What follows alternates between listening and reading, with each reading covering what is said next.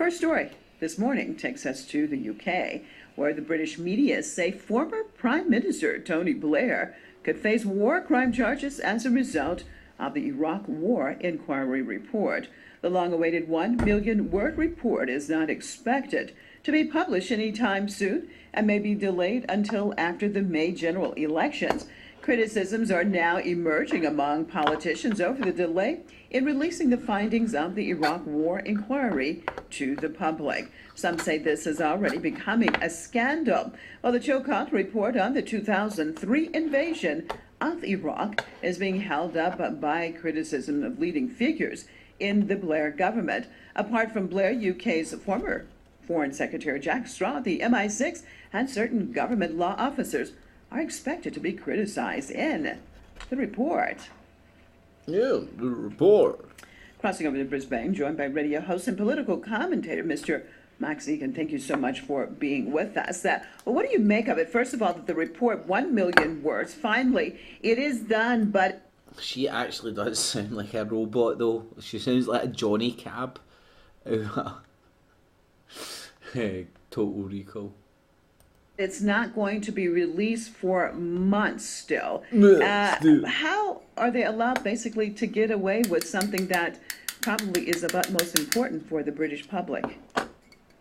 Well, how have they been able to get away with everything up to this point? That's the question, really, isn't it? It's a scandal that it's being delayed this long, and it costs enormous amounts to have it delayed this long. And it's even a scandal that they're saying that Tony Blair could face war crimes charges, because the Iraq War was a war crime. It was a war crime. It was based on lies from the ground up right since its inception. We know this. It's not even a debatable point. And one of the dangers of this, really, even when it is released, is that Tony Blair will simply be hung out to dry when it isn't simply Tony Blair that should be charged. It should be every cabinet member that agreed with him, even continuing on to the current administration, which has been proven to be supporting the war crime, which is Guantanamo Bay and the torture that's been going on there. I mean, this has just been an ongoing thing. The empire is out of control. And it's great to see that there are some politicians, or at least some people in England, that are pushing for this to happen, at least, but it should have happened long ago. I mean, it's about the only thing we've got to hold on to, really. We've got to bring these politicians accountable, and we've got to do it as quickly as possible, because the world's getting pretty out of control because of their actions.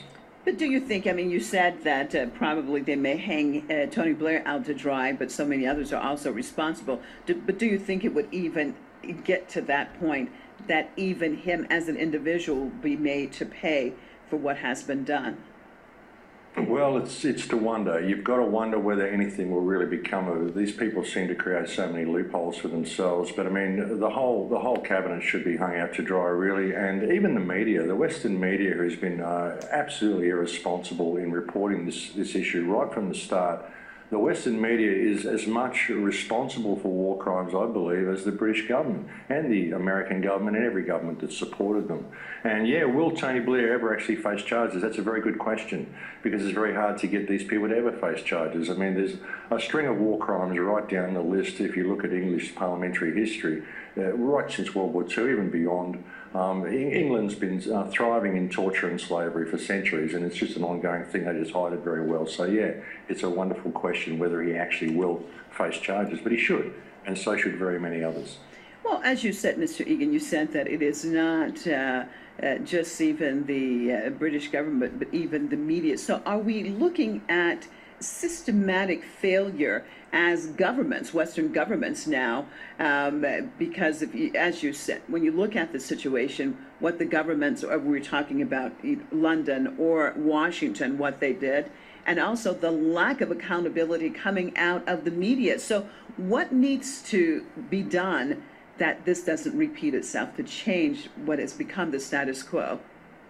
Well, I think it's got to come down to the people. The people have got to realise they're being scammed. We're being scammed by our politicians. The aggression in all of that we're seeing in the world today is all coming from the West. The West is going out there and it's crying victim and it's stomping on other countries, and the media is complicit in supporting this. The media is controlled by very, very few people, and we're not going to get any honesty from them. We never have. Just look at their track record. They do not hold governments accountable, and that is their job.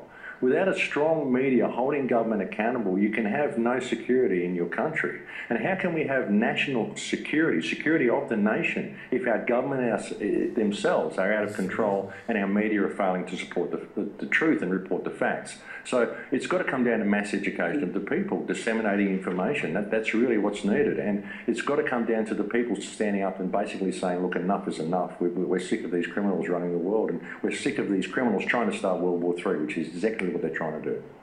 Thank you so much for being with us out of Brisbane. Max Igan, radio host and political commentator. Well, I want to correct him. I think Tony Blair will be held accountable, but at the time Tony Blair will be held accountable, like all vast majority of very high up influential war criminals, it'll be when they're dead. Their crimes will come out when they're dead, and then it'll be like, so they'll live their life at Riley up until they're dead. Tony Blair, war criminal scumbag. Fuck you, you cunt.